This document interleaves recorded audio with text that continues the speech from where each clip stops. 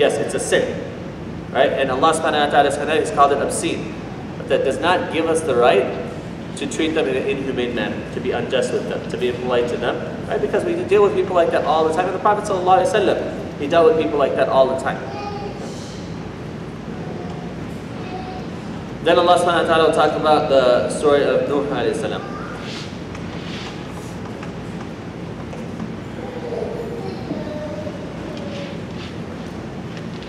Long before that, we answered Nuh when he cried out to us. We saved him and his family from the great disaster. And we helped him against the people who rejected our signs. They were evil people, so we drowned them all. And remember David and Solomon, when they gave judgment regarding the field into which some people's sheep strayed by night and grazed. We witnessed their judgment, and made Suleiman understand the case better, though we gave sound judgment and knowledge to both of them. We made the mountains and the birds celebrate our praises with David. We did all these things.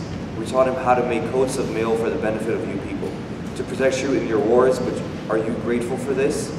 We harnessed the stormy wind for Suleiman, so that it sped by his command to the land we had blessed. We have knowledge of all things, and we made some of the jinn subservient to him, to die for him, do other works besides. We were watching over them. Remember Job, when we cried to his Lord, suffering has truly afflicted me, but you are the most merciful of the merciful. We answered him, removing his suffering and restored his family to him, along with more like them, as an act of grace from us and a reminder for all who serve us. And remember Ismail and Idris and little Khif. They were all steadfast. We admitted them to our mercy. They were truly righteous. And remember the man with the whale, when he went off angrily, thinking we could not restrict him. But when he cried out in the deep darkness, there is no God but you. Glory be to you. I was wrong. We answered him and saved him from distress. This is how we save the faithful. Remember Zechariah, when he cried to his Lord, my Lord, do not leave me childless, though you are the best of heirs. We answered him. We gave him John, curing his wife for him. They were always keen to do good deeds. They called upon us out of longing and awe, and humbled themselves before us. Remember the one who guarded her chastity? We breathed into her from our spirit, and made her and her son a sign for all people. Let's read the next slide. Prophets, this is your community, one community, and I am your Lord, so serve me. They have torn their unity apart, but they will all return to us.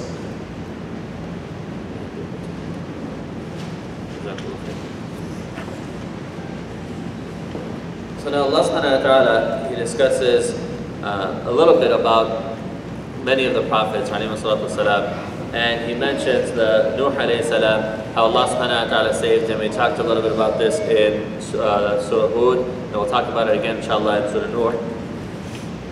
Allah subhanahu wa ta'ala, when they called out, Allah subhanahu wa ta'ala answered their call, and he saved his family except for his wife and one of his sons. Then Allah subhanahu wa ta'ala said, remember the story of Dawood and Sulaiman alayhi salam, when they gave judgment regarding the field into what some people's sheep strayed by night and grazed. We witnessed their judgment and made Sulaiman alayhi salam understand the case better. So what happened was there was an incident that happened, and Dawood alayhi salam, he made a judgment. And when the people were leaving, Dawood alayhi salam, he asked his son, Sulaiman, what would you have decided in this case? And Sulaiman alayhi salam, he told his father that this is what I would decide. And it was different than what Dawood alayhi salam had judged. And Allah subhanahu wa ta'ala confirmed the ruling of Sulaiman alayhi salam, said, فَفَهَّمْنَاهَا Sulaiman. So Sulaiman alayhi salam, even though he was younger, even though he was a son, Allah subhanahu wa ta'ala said that we made him understand it. So Allah subhanahu wa ta'ala, so Dawood alayhi salam, what did he do? He didn't say that, no, I'm the father, you're the son, my ruling's right, your ruling's wrong. He changed his ruling, and he said, no, Sulaiman alayhi salam's ruling is better. Which shows the humility of the Prophet alayhi salatu wasalam. And it shows the open communication that we need to have, and the acceptance. There will be times when our children or people will know some more things about certain aspects than we do. And if they do, and it's sound, then we should listen to it, and we should understand, and we should be able to say, we can't hold on to this attitude of we know everything and everything we say is right. No, there are people that might have more access to information and more knowledge than we do. Then Allah subhanahu wa ta'ala talked about Dawood alayhi salam, how he said the beauty of the voice of Dawood alayhi salam, and Dawood alayhi salam, he was the first person that would use iron to make armor. Right? Then Allah subhanahu wa ta'ala says, and he did this, coats of mail for the benefit of you people to protect you in your wars, but are you grateful for this? Right? Then Allah subhanahu wa ta'ala talked about Sulaiman alayhi salam. Sulaiman alayhi salam had the power to travel by the wind, and Allah subhanahu wa ta'ala gave him the ability to have control over the jinn. So the jinn would build palaces for him. The jinn would go down and dive into the bodies of water and take out pearls for him. And actually, we'll talk about Surah Saba, but the jinn were so scared of him that he was actually leaning on a stick when he passed away.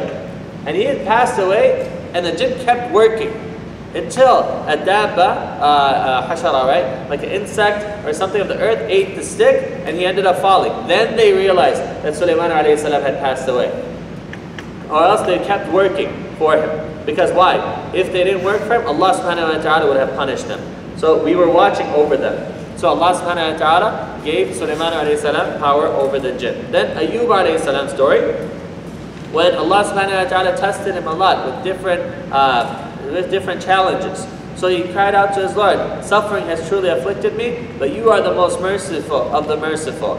So Allah subhanahu wa ta'ala, He restored his health, He restored his family, removed his suffering, and increased in his reward because of his patience. Then Allah subhanahu wa ta'ala mentions Ismail, Idris, Al-Kifl, they were all steadfast, they were all patient. We don't have a lot of information. We have very, very little information in the Quran and the Sunnah in regards to Idris alayhi salam and in regards to Al-Kifl. But one thing that we do know is that they were all patient. They were all very, very patient and dealt with the challenges that Allah subhanahu wa ta'ala faced them with, and they sought Allah subhanahu wa ta'ala's help and support, and they were truly righteous. Then Allah subhanahu wa ta'ala says, and remember the man with the whale, وَذَنُّونِ. Who is Dhannun? Yunus alayhi salatu wasalam. Okay? إِذْ ذَهَبَ مُغَاضِبًا فَظَنَّ أَن لَّن نَّقْدِرَ عَلَيْهِ فَنَادَى فِي الظُّلُمَاتِ. And he went off angrily, thinking that we could not restrict him. He thought that his people didn't listen, so he left, and he thought that Allah subhanahu wa ta'ala would not hold him accountable. But Allah subhanahu wa ta'ala, He caused the whale to swallow him, and then in the belly of the whale He said, لا إله إلا أنت سبحانك إني كنت من الظالمين. He said that, oh, there's no one worthy of worship except for you, oh Allah, and yes, I was among the wrongdoers. So Allah subhanahu wa ta'ala, He saved him. In Surah Safat, Allah subhanahu wa ta'ala said, فَلَوْلَا كَانَ مِنَ الْمُسَبِّحِينَ. Allah subhanahu wa ta'ala said He would not have saved him had he not been among those that made tasbih before this incident. Right? Had he not been among those that glorified, thanked, praised Allah subhanahu wa ta'ala in terms of ease, Allah subhanahu wa ta'ala would not have helped him in times of his difficulty. Very important lesson to remember. If we want Allah subhanahu wa ta'ala's help in times of difficulty, we have to remember Him in times of ease, in times of prosperity, right? Then Allah subhanahu wa ta'ala mentioned the story of Zakaria alayhi salatu wasalam. So when Zakaria alayhi salam in his old age, he called out to Allah subhanahu wa ta'ala. Then Allah subhanahu wa ta'ala, He said, we answered him, we gave him Yahya alayhi salam, then we cured his wife for him. And what were their characteristics? They were always keen to do good deeds. They were always looking at how to worship Allah subhanahu wa ta'ala, how to come closer to Allah subhanahu wa ta'ala. Then Allah subhanahu wa ta'ala said, remember the one who guarded her chastity. Who's He referring to? Maryam alayhi salatu wasalam. Good. Then we breathed into her from our spirit and made her and her son a sign for all people. Who's her son? Okay. And you have to see, in the Arabic, it's such a beautiful thing that in Surah Mu'minun, inshallah, we might get there today, Allah subhanahu wa ta'ala said, وَجَعَلْنَا ابْنَ مَرْيَمَ أُمَّهُ آيَتَيْنِ. Right? وَجَعَلْنَا ابْنَ مَرْيَمَ, we made the son of Mary and his mother as two signs for all of mankind. So who is He referring to? He could have said Maryam and Isa alayhi salatu wasalam. But the way that Allah subhanahu wa ta'ala wants us to reflect, that there's a relationship there. Ibn Maryam, the son of Maryam, wa ummahu, and his mother. So there is that parental relationship there that Allah subhanahu wa ta'ala wants to emphasize, that they were both signs for all of mankind. And then the ayah Allah subhanahu wa ta'ala says, إِنَّ هَذِهِ أُمَّتُكُمْ أُمَّةً وَاحِدَةً وَأَنَا رَبُّكُمْ فَاعْبُدُونَ. O Prophet, this is your community. And this is one community, and Allah subhanahu wa ta'ala is our Lord, so serve Him subhanahu wa ta'ala. So the Prophet sallallahu alaihi wasallam, Allah subhanahu wa ta'ala is telling him and the believers that if Abu Jahl doesn't believe in you, Umayy ibn Khalif doesn't believe in you, Walid ibn Mughira doesn't believe in you, Al-As ibn Wa'il doesn't believe in you, don't worry. They're not your ummah. Who's your ummah? All of these prophets والسلام, that had the same message that the Prophet ﷺ had, who's going to be on your side on the Day of Judgment. If these people aren't, don't worry. Allah subhanahu wa ta'ala put Nuh alayhi salam on your side. Lut alayhi salam is said, Dawood, Sulaiman, Ayyub, Zakaria, Yahya, Idris, Dhul-Kifl, Ismail alayhi salatu wasalam will all be on your side because this is your ummah. Why? Because you all believe in the same message. Then Allah subhanahu wa ta'ala said, وَتَقَطَّعُوا أَمْرَهُمْ بَيْنَهُمْ كُلٌّ إِلَيْنَا رَاجِعُونَ. They have torn this unity apart. Many people have torn this apart, but وَكُلٌّ إِلَيْنَا رَاجِعُونَ. Where's everybody's return? Who's everybody going to return to? Allah subhanahu wa ta'ala. And then when they return to Allah subhanahu wa ta'ala, how is He going to judge them? That's what the next part talks about.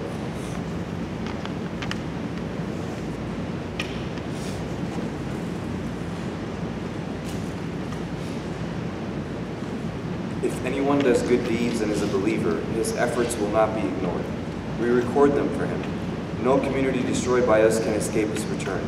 And when the people of Yajuj and Majuj are let loose and swarm swiftly from every highland, when the true promise draws near, the disbelievers' eyes will stare in terror. And they will say, woe to us! We were not aware of this at all. We were wrong. You disbelievers and what you worship instead of God will be fuel for hell. That is where you will go. If these idols had been real gods, they would not have gone there. You will all stay there. There the disbelievers will be groaning piteously, but the idols will hear nothing. But those from whom we have decreed paradise will be kept far from hell. They will not hear a murmur from it, and endlessly they will enjoy everything their souls desire. They will have no fear of the great terror. The angels will receive them with the words, this is the day you were promised. On that day we shall roll up the skies as a writer rolls up his scrolls. We shall reproduce creation just as we produced it the first time. This is our binding promise. We shall certainly do all these things. We wrote in the Psalms as we did in earlier scripture, my righteous servants will inherit the earth. There truly is a message in this for the servants of God. It was only as a mercy that we sent you prophets to all people. Say, what is revealed to me is that your God is one God. Will you submit to him? But if they turn away, say, I have proclaimed the message fairly to you all. I do not know whether the judgment you are promised is near or far, but he knows what you reveal and conceal. I do not know. This time may well be a test for you and enjoyment for a while. He said, my Lord, pass the true judgment, and our merciful Lord is the one whose help we seek against you, what you disbelievers say.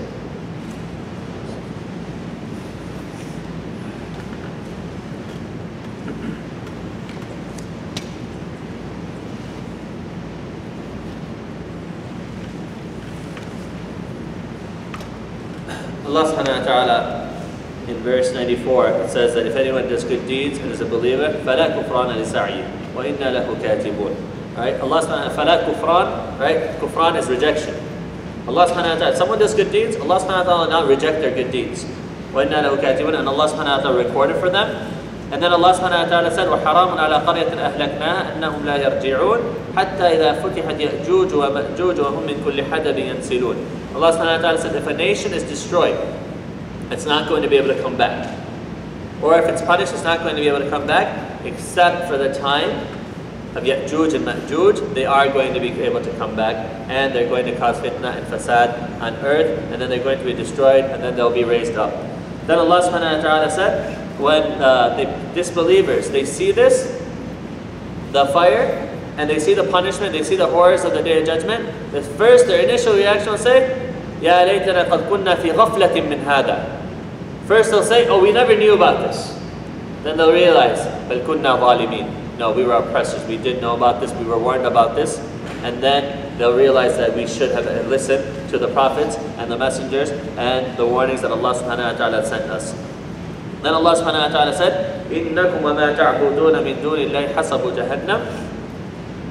That you and the ones that you used to worship, the idols, right? Even the sun and the moon, the stars, all of these things will be thrown into the fire of hell, and they will be the fuel of the fire of hell.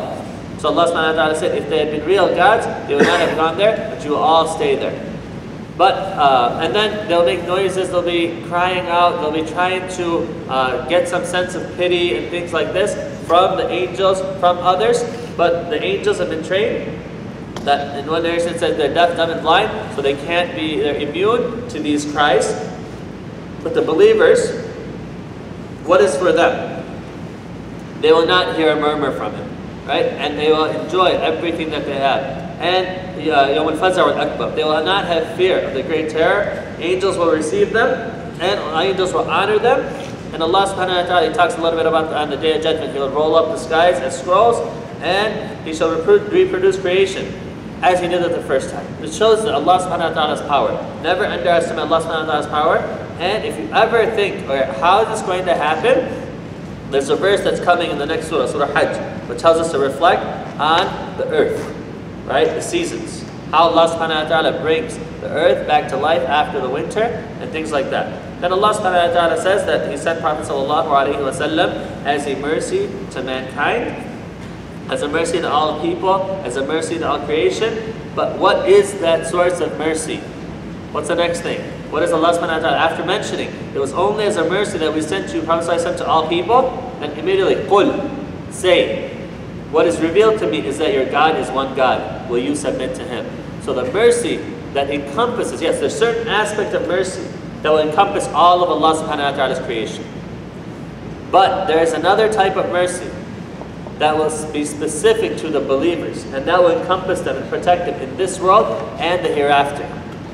And how is that mercy achieved? How do we achieve that mercy which is specific to the believers? What does Allah subhanahu wa ta'ala say? Your God is one God.